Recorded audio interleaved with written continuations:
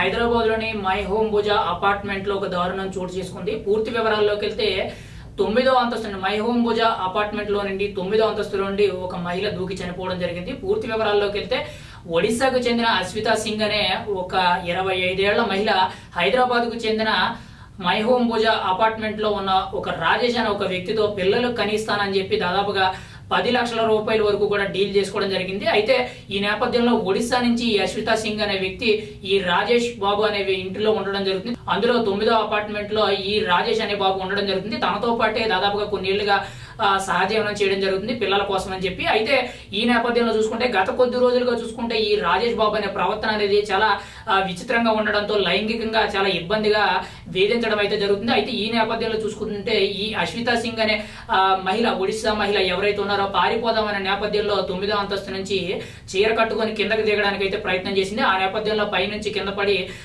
Spot లోనే వెంటనే కూడా ప్రాణాలు వెళ్ళడం జరిగింది. కేవలం 10 లక్షల రూపాయలు డబ్బులు ఆశ చూపించి రాజేష్ బాబు అనే వ్యక్తి పిల్లలు కనిపెడితే చాలు అనేటట్టు ఒక డీల్ కుదుర్చుకొని తన్ని ఒడిశా నుంచి ఇక్కడ తీసుకురావడం జరిగింది. అయితే లైంగికంగా వేధించడంతో తాను చాలా ఇబ్బందులకు గురవుతున్నట్టు వెంటనే కూడా ఇక్కడ నుండి తప్పించుకోవాలనే నేపథ్యంలో ఈ అశ్వితా సింగ్ అయితే 9వ అంతస్తు నుండి అయితే దూకడానికి ప్రయత్నం చేసింది. అయితే ఈ నేపథ్యంలో పైనుంచి కిందకి దిగే క్రమంలో ఆవిడ చేజారి కింద పడడం జరిగింది. దాదాపుగా 9వ అంతస్తు నుండి కింద పడడంతో వెంటనే కూడా ప్రాణాలు పెట్టడం జరిగింది. అయితే వెంటనే కూడా అశ్వితా సింగ్ ని హాస్పిటల్ తీసుకెళ్లే ప్రయత్నం చేయగా వెంటనే కూడా దారిలోనే చనిపోయినట్లు, స్పాట్ లోనే చనిపోయినట్లయితే మనకైతే సమాచారం అయితే తెలుస్తుంది. వెంటనే కూడా రాజేష్ బాబు అనే వ్యక్తి ఎవరైతే ఉన్నారో 10 లక్షలు అని చెప్పి డీల్ మాట్లాడుకుని తన ప్రాణాలు తీసిన వ్యక్తి ఎవరైతే ఉన్నారో ఆ వ్యక్తి మీద వెంటనే కూడా పోలీసులు అయితే కేసు నమోదు చేయడం జరిగింది. వెంటనే ఆ డెడ్ బాడీ ఏదైతే ఉందో అశ్వితా సింగ్ మృతదేహం ఏదైతే ఉందో పోస్ట్ మార్టం నిమిత్తం ఉస్మానియా ఆసుపత్రికి అయితే తరలించడం జరిగింది. అయితే అశ్వితా సింగ్ కి ఒడిశాలో తన భర్తతో పాటు దాదాపుగా 4 ఏళ్ల పిల్లాడు ఉన్నట్టు ఒక సమాచారం అయితే తెలుస్తుంది. కేవలం డబ్బు కోసమే